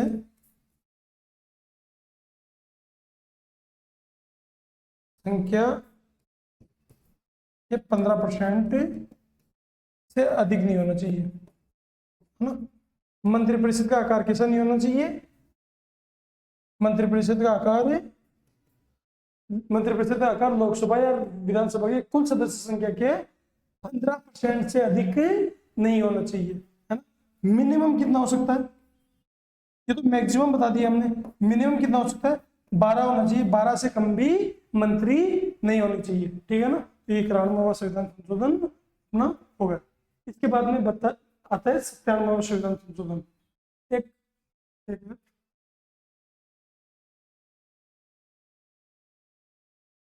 एक भाषा संविधान संशोधन भी है। ठीक है, 21वां संविधान संशोधन भाषा से रिलेटेड भी देख लेते हैं। जो अपने संविधान में अनुसूची 8 है, जो किससे रिलेटेड है? राजभाषा से। कौन सी? अनुसूची 8। अनुसूची 8। तो मुख्यतः कितनी भाषाएं थी? मुख्यतः तो केवल 14 भाषाएं थी। अब कितनी भाषाएं हो गई? अब इसमें टोटल 22 भाषाएं हो गई। वो कहां से आई? संविधान संशोधन के तहत जोड़ी गई होगी। तो कौन कौन सी संविधान संशोधन के तहत ये जोड़ी गई, है ना। मुख्यतः केवल कितनी भाषाएं थी? वर्तमान में 22 भाषा होगी। मुख्यतः 14 थी, वर्तमान में 22 भाषाएं होगी। तो इसमें 3 संविधान संशोधन का आता है। एक है 21वां संविधान संशोधन। कौन सा? 21वां संविधान संशोधन, है ना। एक कौन सा? एक है 71वां संविधान संशोधन, 71वां संविधान संशोधन, और एक है 92वां संविधान संशोधन, 92वां संविधान संशोधन। तो 21वां संविधान संशोधन 1967, ये 71वां संविधान संशोधन ये कब आया? जब आया 1991, और 92वां संविधान संशोधन 2003। इसके तहत जो संविधान में की जो 8वीं अनुसूची है उसमें जोड़ी गई कौन सी भाषा? 8वीं अनुसूची में जोड़ी गई सिंधी भाषा। कौन सी? सिंधी को राजभाषा बना लिया गया। तो 15वीं राजभाषा के रूप में जोड़ी गई सिंधी। कौन सी? सिंधी। 71वें संविधान संशोधन के तहत कौन कौन सी जोड़ी गई? इसके तहत जोड़ी गई, एक तो जोड़ी गई कोंकणी। कौन सी? कोंकणी। एक नेपाली। कोंकणी नेपाली, है ना, और एक मणिपुरी। कौन सी जोड़ी गई? एक जोड़ी गई इसमें मणिपुरी। ठीक, तो 71वें संविधान संशोधन के तहत संविधान में 3 भाषाएं जोड़ी गई, कोंकणी, नेपाली और मणिपुरी। यहाँ पर 4 भाषाएं जोड़ी गई, कौन कौन सी? बोडो, डोगरी, मैथिली और संथाली। बोडो, डोगरी, मैथिली और संथाली, ये 4 भाषाएं जोड़ी गई। तो भाषा से रिलेटेड भी कभी कभी अपने को संविधान संशोधन के बारे में पूछ लिया जाता है। तो 91वां पढ़ लिया, 92वां संविधान संशोधन लिया। अपन पढ़ते हैं 97वां संविधान संशोधन। 97वां संविधान संशोधन, 97वां संविधान संशोधन ये कब है? 97वां संविधान संशोधन ये आया था भैया 2011 में। इसका 2011 इससे रिलेटेड है, ये रिलेटेड है जो कोऑपरेटिव सोसाइटीज होती है, सहकारी समितियां, इनसे रिलेटेड है। किससे? सहकारी समितियां, सहकारी समितियों संबंधित प्रावधान।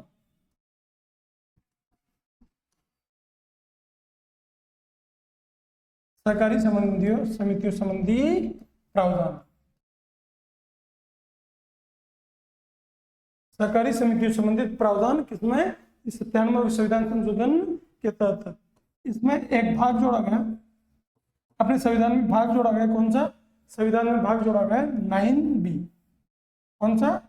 संविधान में भाग जोड़ा गया 9B। साथ में आर्टिकल जोड़ा गया संविधान में, जो 19वां संविधान संशोधन का 19वें आर्टिकल का जो भाग फर्स्ट है, उसके अंदर जो थर्ड पार्ट है, क ख ग बोलते हैं, ये किसके तहत जोड़ा गया? सहकारी समिति से जोड़ा गया। मौलिक अधिकार में जोड़ दिया। अब नीति निर्देशक तत्वों में कहाँ जोड़ा गया? नीति निर्देशक तत्वों में भी एक भाग जोड़ा गया, भाग 43 B, है ना। तो नीति निर्देशक तत्वों में सहकारी संबंधियों संबंधी प्रावधान कर दिए 43B में, मौलिक अधिकार में कर दिए 19(1) घ में, और भाग 9B संविधान में जोड़ दिया। तो ये 97वां संविधान संशोधन है। इसके बाद में 99वां संविधान संशोधन, कौन सा? 99वां संविधान संशोधन 2014। 99वां संविधान संशोधन किससे संबंधित है? कि राष्ट्रीय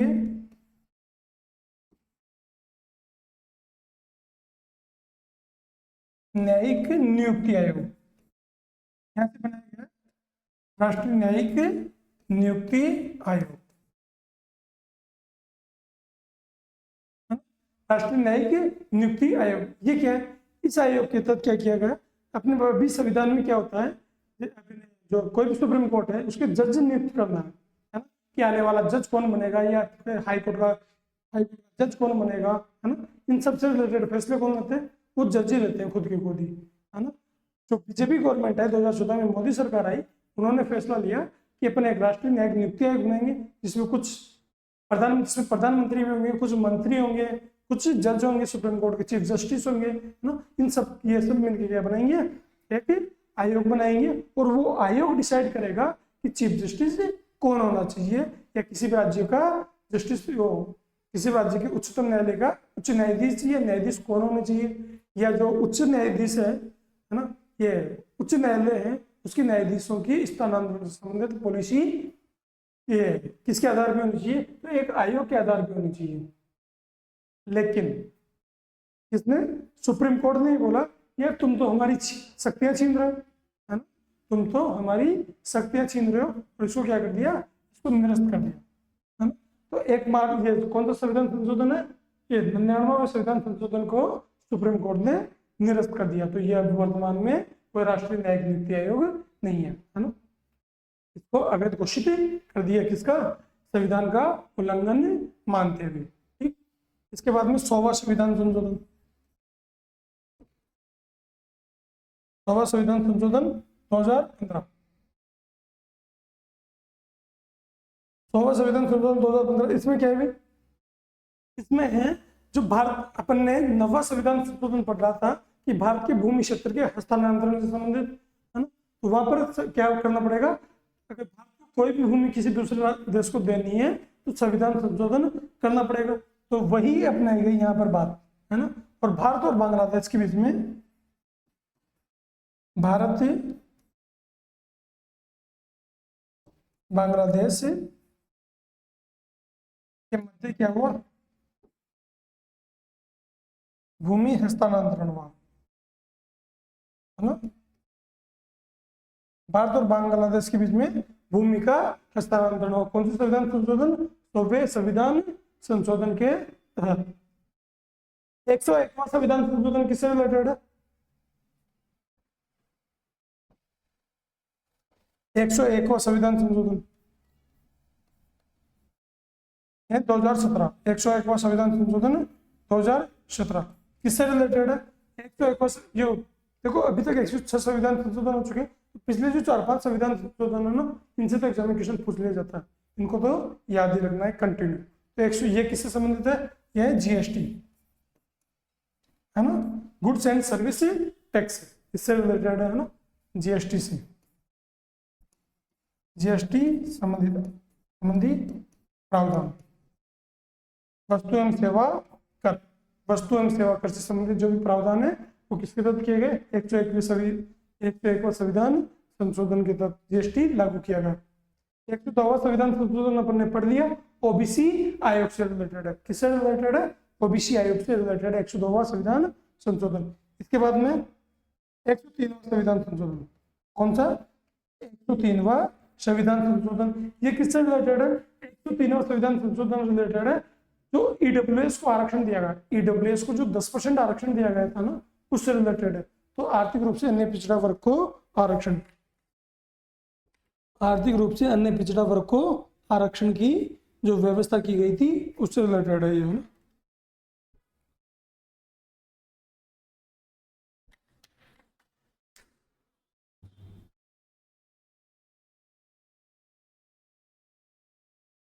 तो 103वां संविधान संशोधन किससे,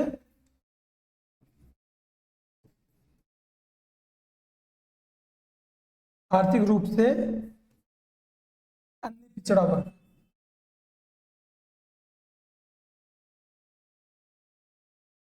आर्थिक रूप से पिछड़ा वर्ग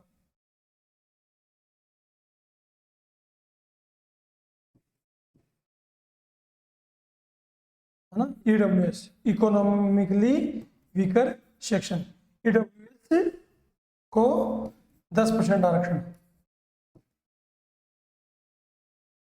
क्या इसको ये भी बोल देते हैं कि सवर्णों को जो जनरल कास्ट में है उनको 10% आरक्षण दिया गया, ठीक है ना। फिर संविधान संशोधन हो गया, एक दो संविधान संशोधन और हो गए। 104वां संविधान संशोधन किससे रिलेटेड है, 104वां संविधान संशोधन जो कि 2020 में आया था, वो किससे रिलेटेड है, एक 2021 में आया था, किससे रिलेटेड है, सरकारों को सामाजिक, ये आंग्ल भारतीय समुदायों को, इसको आंग्ल भारतीय समुदायों को, ये था 2020 में।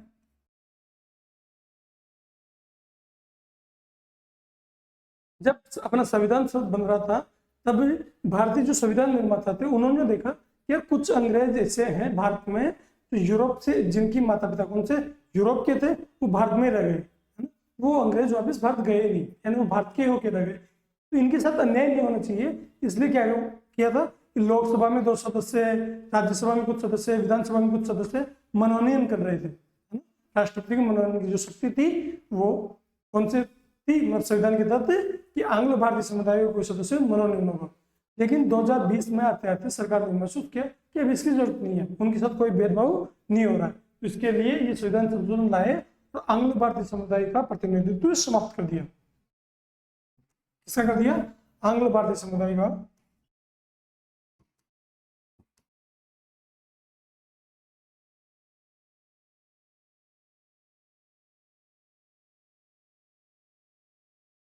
आंग्ल भारतीय समुदाय का, आंग्ल भारतीय समुदाय का लोकसभा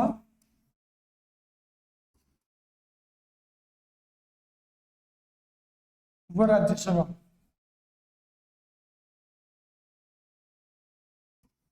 में जो मनोनीत प्रतिनिधित्व था, मनोनीत प्रतिनिधित्व था को समाप्त कर दिया गया, है ना। भारतीय समुदाय का जो मनोनीत प्रतिनिधित्व था उसको क्या कर दिया, समाप्त कर दिया 104वें संविधान संशोधन के तहत। 105वां संविधान संशोधन किससे रिलेटेड है? 105वां संविधान संशोधन 2021 में आया। ये रिलेटेड है कि जो सामाजिक और शैक्षिक रूप से अन्य जो पिछड़ा वर्ग है ना, उसकी सूची कौन बना सकती है? राज्य सरकार बना सकती है ना। सामाजिक व शैक्षिक रूप से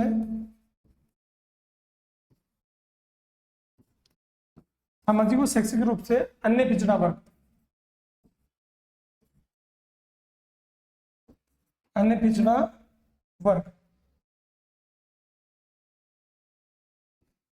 की सामाजिक और शैक्षिक रूप से अन्य पिछड़ा वर्ग की सूची बनाने की राज्य को, राज्यों को अधिकार दे दिया है ना।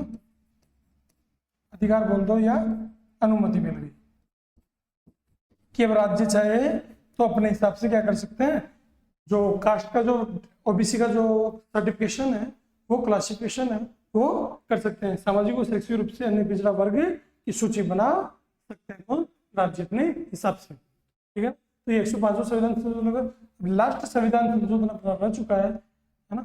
लास्ट का कौन सा है? 106वां संविधान संशोधन,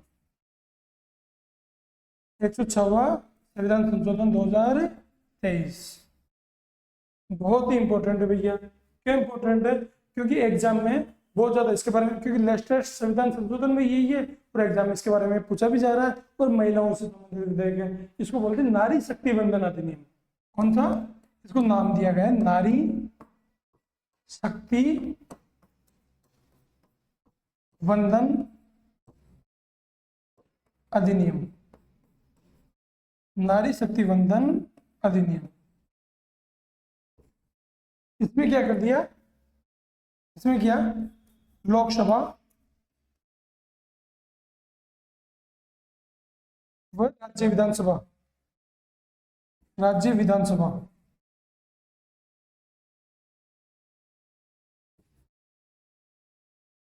में, लोकसभा और राज्य विधानसभा में महिलाओं को आरक्षण, महिलाओं को 33% आरक्षण, लोकसभा और राज्य विधानसभाओं को, राज्य विधानसभा में महिलाओं को कितना परसेंट आरक्षण? 33% आरक्षण दे दिया गया। गलती से ये मत कर देना 1/3 आरक्षण। एग्जाम में अभी भी क्वेश्चन पूछा हुआ है कि ये 124 संविधान संशोधन के बारे में कोई कथन दे दिए और ये बोल दिया कि लोकसभा राज्य विधानसभा में महिलाओं को 1/3% आरक्षण, 1/3 आरक्षण, 1/3 भाग आरक्षण नहीं, 33% आरक्षण। 1/3 का अर्थ हो गया 33.33%। ये नहीं है कितना, ये है केवल 33% आरक्षण, ठीक है, 33% आरक्षण। इसके अलावा क्या ध्यान रखना है इसमें? इसमें ध्यान रखना है कि लोकसभा राज्य विधानसभाओं में आरक्षण है, राज्यसभा में भी आरक्षण नहीं है। क्या आरक्षण? राज्यसभा के लिए भी नहीं है। किसके लिए नहीं है? राज्यसभा के लिए भी नहीं है, पंचायतों के लिए भी नहीं है। एग्जाम में यह भी क्वेश्चन पूछ लिया गया है कि निम्न से किसके लिए ये 154 आरक्षण का संबंध है। तो लोकसभा, राज्यसभा और राज्य विधानसभा। अपन ध्यान से पढ़ते नहीं है और गलत करके आएंगे कि यार ये तो संसद का भाग है ना, तो राज्यसभा भी कर देंगे। लेकिन लोकसभा और राज्य विधानसभाओं के लिए ये बात की, इसमें राज्यसभा का कोई संबंध नहीं है ना। ये होगा 104वां संविधान संशोधन अभी लागू नहीं हुआ है, कि 2026 के बाद में लागू होगा, क्योंकि अभी कोई भी ये परिसीमन हुआ नहीं है। 2026 में परिसीमन होगा, उसके बाद में ये संविधान संशोधन लागू हो जाएगा, ठीक है। तो ये होगा अपने इंपॉर्टेंट पॉइंट, जितने भी इंपॉर्टेंट महत्वपूर्ण संविधान संशोधन थे वो। अब इनकी जो एमसीक्यू है वो अपन फटाफट फटाफट 5 मिनट में देख लेते हैं।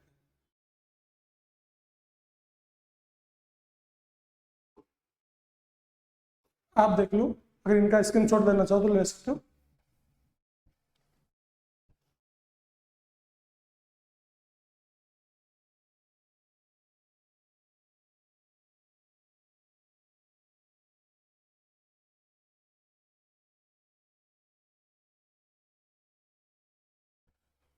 तो अपने को अच्छे से धीरे धीरे करते हुए अपने सारे संविधान संशोधन अपने कवर कर दिए ना। ये इंपॉर्टेंट है, इनसे बाहर ज्यादातर क्वेश्चन पूछे भी नहीं जाते और अपन 106 के संविधान संशोधन याद भी नहीं कर सकते, सीधी सी बात है। अपने वो याद करना जो एग्जाम में पूछे जाते हैं।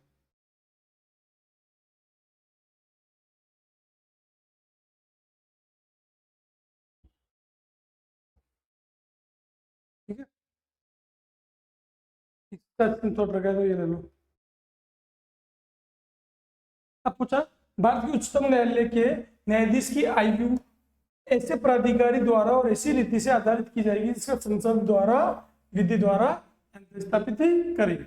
भारत के उच्च न्यायालय के न्यायाधीश की आयु ऐसे प्राधिकारी और ऐसी रीति से आधारित की जाएगी जिसका संसद विधि द्वारा क्या करे, उपबंध करे। तो ये अपना को छूट गया था, बाकी है ना, ये अपना छूट गया था। तो ये कौन सा संविधान संशोधन आएगा, 15वां संविधान संशोधन इसमें आ जाएगा। भारत के उच्चतम न्यायालय के न्यायाधीश की आयु ऐसे प्राधिकारी और ऐसी रीति से आधारित की जाएगी जिसका संसद विधि द्वारा क्या करे, विधि द्वारा उपबंध करे। तो 15वां संविधान संशोधन हो जाएगा, ये याद रख लेना। इसको भी उसमें ऐड कर देना उस लिस्ट को। भारत की रियासतों के शासकों के विशेष अधिकारों और प्रिविलेजों को कब समाप्त किया गया, हमने बात की 26वां संविधान संशोधन 1971 के तहत। तो कब समाप्त किया गया, 26वां संविधान संशोधन 1971 के तहत समाप्त किया गया। ठीक, नेक्स्ट क्वेश्चन यह है, अनुच्छेद 19 वन ग्रह के अंतर्गत सहकारी समितियां बनाने का अधिकार। कौन सा संविधान संशोधन, 97वां संविधान 97। तो कौन सा, 97वां कॉन्स्टिट्यूशन अमेंडमेंट है इसमें। रिक्तियों के बैकलॉग को भरने में अनुसूचित जाति और अनुसूचित जनजाति के आरक्षण का संरक्षण, ये कौन सा संविधान संशोधन, ये अपन ने 81वां संविधान संशोधन 2000 वाला ना। राष्ट्रीय न्यायिक नियुक्ति आयोग, इसका निर्माण 99वां संविधान संशोधन, 99वां संविधान संशोधन 2013। और मंत्रिपरिषद के आकार को, यहाँ पर 2012 लिखा हुआ है, 2012-13 में चलता रहता है ना। मंत्रिपरिषद के आकार को परिसीमित करने वाला ये कौन सा था, ये था 91वां संविधान संशोधन, 91वां संविधान संशोधन। तो चारों का हो गया। तो शायद अपन ने ये नहीं पढ़ा था, 81 वाला नहीं पढ़ा अपन ने। एक तो 81 का संविधान संशोधन छूट गया अपने से, है ना। एक अपने से 86 का संविधान संशोधन छूट गया लिस्ट में, और एक 15वां संविधान संशोधन छूट गया। तीनों को डिस्कस कर लेंगे। अभी 15वें के बारे में अपन ने डिस्कस कर लिया। 81वां ये रहा कि रिक्तियों के बैकलॉग को भरने के लिए अनुसूचित जाति अनुसूचित जनजाति के आरक्षण का संरक्षण। ये कौन सा, ये ऑप्शन नंबर ए। तो बाकी तीनों और पढ़े हुए। तो ए में कौन सा ऑप्शन आ जाएगा, ए में आना चाहिए 97 यानी थर्ड ऑप्शन, ए में थर्ड। या तो ए होगा या इसका सी आंसर आएगा, है ना। अभी बी में कौन सा आना चाहिए, बी में फर्स्ट होना चाहिए। तो बी में फर्स्ट कौन सा है, ये। तो अपना आंसर कौन सा हो गया, ऑप्शन नंबर इसका सी सही आंसर हो गया। ठीक है, नेक्स्ट क्वेश्चन। किस संविधान संशोधन को लघु संविधान कहा जाता है, अपन ने पढ़ा 42वां संविधान संशोधन, उसको मिनी कॉन्स्टिट्यूशन या लघु संविधान भी कहा जाता है। ठीक है ना, 42वां संविधान संशोधन 1976। कौन सा, 1976। नेक्स्ट क्वेश्चन, राष्ट्रीय न्यायिक नियुक्ति आयोग के संबंध में संविधान के संशोधन अधिनियम को उच्चतम न्यायालय के संविधान पीठ ने असंवैधानिक घोषित कर दिया था। अपन ने पढ़ा कि 99वां संविधान संशोधन के तहत राष्ट्रीय न्यायिक नियुक्ति आयोग बनाया गया, उसको उच्चतम न्यायालय ने क्या कर दिया था, अवैध घोषित कर दिया था। तो कौन सा, 99वां संविधान संशोधन अधिनियम, इसका सही आंसर हो जाएगा। ठीक है ना। नेक्स्ट क्वेश्चन, विधानसभा में किसी दल के निर्वाचित सदस्यों को दल बदल, क्या है, दल बदल कानून। दल बदल कानून कौन सा संविधान संशोधन के तहत, 52वां संविधान संशोधन 1985 के तहत। कौन सा, 52वां संविधान संशोधन 1985 कब आया? 1985। ठीक, नेक्स्ट क्वेश्चन। कौन से संविधान संशोधन अधिनियम द्वारा मतदान की आयु को 21 वर्ष से घटा के क्या कर दिया? 18 वर्ष कर दिया। 21 वर्ष से घटा के 18 वर्ष कौन से संविधान संशोधन के तहत कर दिया हमने? 61वां संविधान संशोधन। ठीक, नेक्स्ट क्वेश्चन। भारत के संविधान का निम्नलिखित में से कौन सा एक संशोधन संघ शासित प्रदेश दिल्ली को दिल्ली राष्ट्रीय राजधानी क्षेत्र में परिसीमित किया गया? तो 69वां संविधान संशोधन 1991। कब आया था? 1991 में 69वां संविधान संशोधन। ठीक है, नेक्स्ट क्वेश्चन। ये सारे अपन ने डिस्कस किए हुए। 86वां संविधान संशोधन शिक्षा का अधिकार किस वर्ष लागू किया गया? देखो ये छूट गया अपने से, इसको अपन यहाँ पे डिस्कस कर लेते हैं। 86वां कॉन्स्टिट्यूशन अमेंडमेंट से 2002। क्या इसके अंदर 86वें संविधान संशोधन, इसके अंदर क्या किया गया? जो शिक्षा का अधिकार लाया गया, यहाँ पर एक चीज लाई गई, शिक्षा का अधिकार।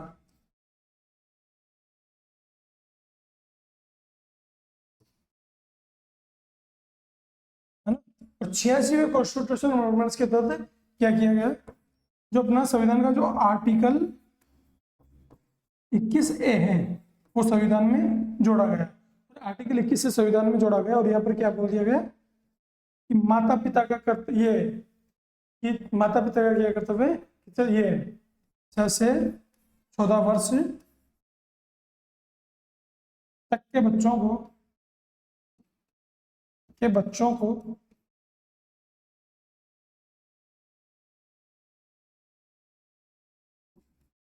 निःशुल्क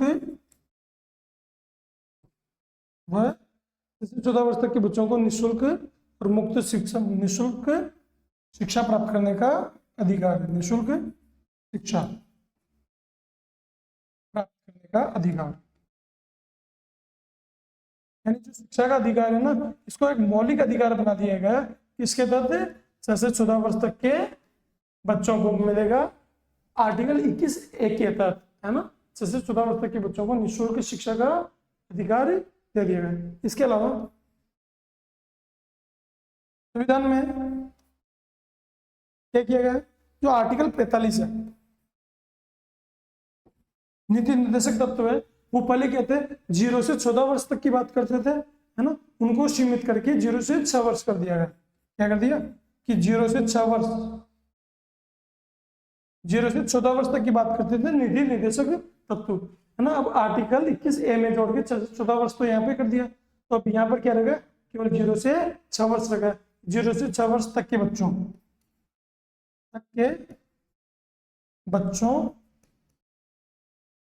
का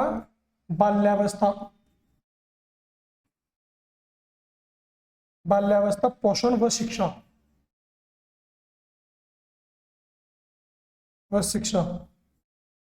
है ना, किसकी जिम्मेदारी है? वो राज्य की जिम्मेदारी। पोषण व शिक्षा किसकी जिम्मेदारी है? राज्य की जिम्मेदारी है। इसके बाद में इसी संविधान संशोधन का प्रयोग किया गया और इसी संविधान संशोधन की जो शिक्षा का अधिकार अधिनियम है ना, इसकी शक्ति का प्रयोग करते हुए एक कानून बनाया गया, आरटीई कानून बनाया गया। कौन सा कानून? आरटीई कानून बनाया गया, राइट टू एजुकेशन, शिक्षा का अधिकार कानून। राइट टू एजुकेशन कब बनाया? 2009 में बना। कब बना? 2009 में बना। पूछा जाता है कि ये लागू कब हुआ? तो ये लागू हुआ 1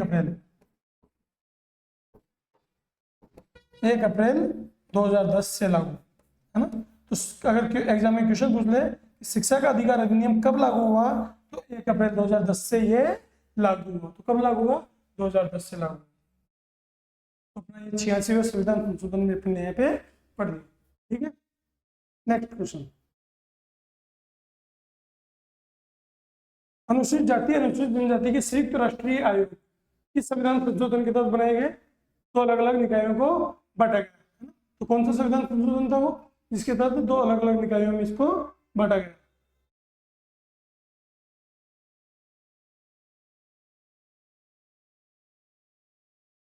अनुसूचित जाति अनुसूचित जनजाति का अपन ने कौन सा पढ़ दिया?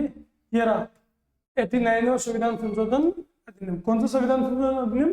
89वां संविधान संशोधन अधिनियम के द्वारा दोनों को अलग अलग राष्ट्रीय आयोगों में बांट दिया गया।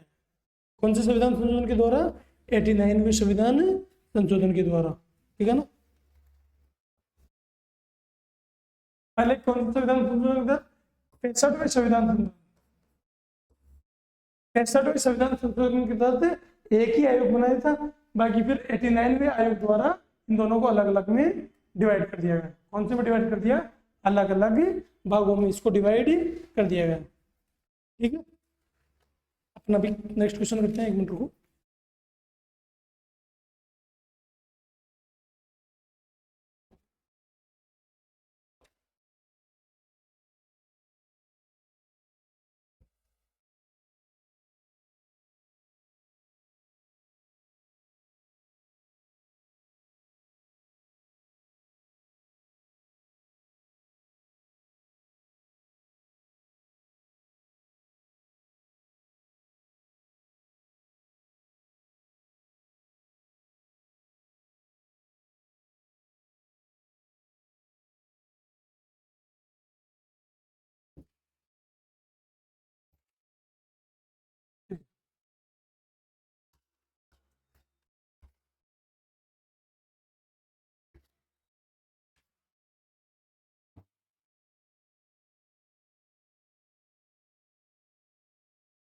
संविधान ये 65वें संविधान संशोधन के तहत SC/ST आयोग अलग अलग आयोग बनाए गए थे, एक साथ बनाया गया था।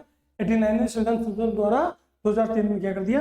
इनको अलग अलग कर दिया। एक में आर्टिकल 38 कर दिया और एक में आर्टिकल 38 एक कर दिया, ठीक है ना। नेक्स्ट, अधिनियमों में किस एक में ये प्रावधान है कि केंद्र और किसी राज्य की मंत्रिपरिषद का आकार, है ना, लोकसभा के सदस्यों की कुल संख्या तो उस राज्य की विधानसभा की कुल संख्या का 15% से अधिक नहीं होगा। कौन सा संविधान संशोधन ये बोलता है? 91वां संविधान संशोधन ये बोल रहा है, ठीक। नेक्स्ट क्वेश्चन, भारतीय संविधान के संशोधन द्वारा अनुच्छेद 19(1)(c) में सहकारी समितियां शब्द का प्रयोग किया गया। अनुच्छेद 19(1)(c) में सहकारी समितियां शब्द का प्रयोग किया गया। किसके तहत प्रयोग किया गया? ये 97वां संविधान संशोधन 1991 के तहत ये प्रयोग किया गया। अभी पढ़ लिया, अपन डिस्कस कर लिया इसके बारे में। नेक्स्ट क्वेश्चन, किस बात में सर्वप्रथम सर्वोच्च न्यायालय ने पहली बार संसद की संविधान संशोधन की शक्ति को सीमित कर दिया? इसको याद रख लेना डायरेक्ट कि जो एक ही गोपालन बनाम मद्रास राज्य था 1967 में, ये गोपालनाथ बनाम पंजाब राज्य था 1967 में। इसके तहत क्या कर दिया? जो सर्वोच्च न्यायालय ये संसद की जो शक्ति थी कि इसको सीमित कर दिया कि क्या कर सकती है? संसद मूल अधिकारों में संशोधन नहीं कर सकती। गोलकनाथ बनाम पंजाब राज्यवाद में ये बोला गया 1967 में। बाद में इसमें बहुत सारे चेंजेस होते रहे कि ये 1973 में चेंजेस हो गया। 24वें संविधान संशोधन 1971 में चेंज हो गया। बहुत बार इसमें चेंजेस होते रहे।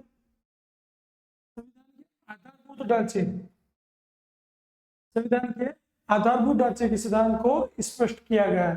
कौन से संविधानवाद में? 1973 में संविधान के आधारभूत ढांचे को बताया गया। तो संविधान का जो आधारभूत ढांचा इसको कहां पे बताया गया? केशवानंद भारतीवाद में संविधान के आधारभूत ढांचे को बताया गया है। इसमें कब आया था? ये आया था 24 अप्रैल की। ये इतना इंपॉर्टेंट है कि इसकी डेट भी पूछ ली जाती है कि कब? 24 अप्रैल 1973। एक तरफ हमारे भारत के महानतम बल्लेबाज सचिन तेंदुलकर का जन्म हो रहा था और दूसरी तरफ सुप्रीम कोर्ट का केशवानंद भारतीवाद पे फैसला आ रहा था। यहाँ पर एक जो ढांचा है उस ढांचे का नाम है, उस ढांचे का नाम है यहाँ पे मूल ढांचा का सिद्धांत। मूल ढांचा का सिद्धांत क्या बोला गया? मूल ढांचे के सिद्धांत में, मूल ढांचे के सिद्धांत में यह बोला गया कि कुछ ऐसे प्रावधान हैं जो संविधान के मौलिक प्रावधान है, उसमें संसद क्या नहीं कर सकती? उसमें संसद संशोधन नहीं कर सकती। यानी ऐसा कोई भी संशोधन संसद नहीं कर सकती जो मूल ढांचे में परिवर्तन कर दे। मूल ढांचा क्या? जैसे संविधान में एक बात की गई है, एकल नागरिकता, एकल नागरिकता, है ना, ये मूल ढांचा है ना, एकल नागरिकता ये मूल ढांचा है। संविधान की सर्वोच्चता, संविधान की सर्वोच्चता ये मौलिक ढांचा है ना, कि संविधान ही सर्वोच्च संस्था है। कल बीजेपी गवर्नमेंट खड़ी होके संविधान में संशोधन करके ये बोल दे कि संविधान में संशोधन करके ये बोल दे कि बीजेपी ही इस देश को चलाएगी, इसके बाद में कोई सरकार नहीं बनेगी, तो क्या वो चलेगा? नहीं, क्योंकि मूल ढांचे के खिलाफ है, क्योंकि संविधान ही सर्वोच्च है, कि बीजेपी संविधान से ऊपर नहीं हो सकती। ठीक है ना, तो संविधान की सर्वोच्चता हो गई, मूल ढांचे का सिद्धांत होगा। इसके अलावा जैसे सर्वोच्च न्यायालय है ना, न्यायपालिका की जो स्वतंत्रता है वो, न्यायपालिका की स्वतंत्रता, न्यायपालिका की स्वतंत्रता, तो ये सभी चीजें, बहुत सारी चीजें है ना, जैसे संघ राज्यों के बीच में शक्तियों का बंटवारा, ये भी किससे रिलेटेड है? संविधान का मूल ढांचा है ना। तो इन सब चीजों से क्या है, मूल ढांचा निर्धारित होता है। किसी एक वीडियो के अंदर अपन अच्छे से मूल ढांचे के बाद में और क्वेश्चन भारतीयवाद के बारे में डिस्कस करेंगे। ठीक है, नेक्स्ट क्वेश्चन की ओर चलते हैं। चलो, अपने संविधान संशोधन से रिलेटेड जितने इंपॉर्टेंट क्वेश्चन थे वो अपन ने कर लिए, तो अपने वीडियो को यहीं पे विराम देते हैं अपन, और आगे ऐसी सीरीज में अपन मिलते रहेंगे। तो कॉन्स्टिट्यूशन अमेंडमेंट्स की जो सीरीज है इसको आप अच्छे से याद रखना। अपन ने जो इंपॉर्टेंट कॉन्स्टिट्यूशन अमेंडमेंट्स करवाए उनको ध्यान रखना। ठीक है, तो आज के लिए इतना ही। नमस्कार।